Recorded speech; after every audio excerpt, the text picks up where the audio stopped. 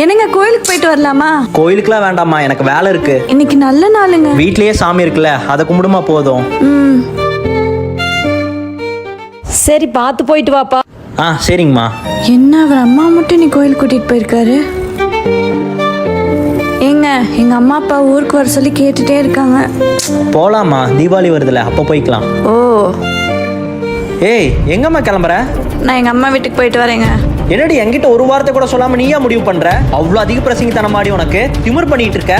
நிறுத்துங்க. நான் உங்ககிட்ட சொல்லாம ஒரு முடிவு எடுத்தோடனே உங்களுக்கு எவ்வளவு கோவம் வருது. அப்ப நீங்க மட்டும் எல்லாத்துக்கும் உங்க அம்மாவை கேட்டு முடிவு பண்றீங்க. நான் என்னடி பண்ணேன்? தெரியாத மாதிரி நடிக்காதீங்க. எப்ப நம்ம லைஃப்ல உங்க அம்மாவை கேட்டு முடிவு பண்ண ஆரம்பிச்சிங்களோ அப்பவே எல்லாம் மாறிடுச்சு. கோயிலுக்கு அவ வந்தானா வீட்டு வேலையெல்லாம் யார் செய்யறது? சும்மா எதுக்குடா இப்ப போயிட்டு, தீபாவளி வருதுல அப்ப போய்க்கலாம். இல்லன்னா மாமியா வீட்டுல உனக்கு கெத்து போயிருண்டா. சரிம்மா. எப்போ ஒரு வீட்டில் புருஷன் பொண்டாட்டி முடிவெடுக்கிறதுல அம்மா உள்ள வராங்களோ அப்பவே அது குடும்பமா இருக்காதுங்க. பெரிய முடிவுங்க வேணா நீங்க உங்க குடும்பத்தோட சேர்ந்துடுங்க, அதுக்கு நான் ஒன்றும் சொல்ல மாட்டேன். ஆனா சின்ன சின்ன முடிவாச்சும் உங்க பொண்டாட்டிக்காக எடுங்க.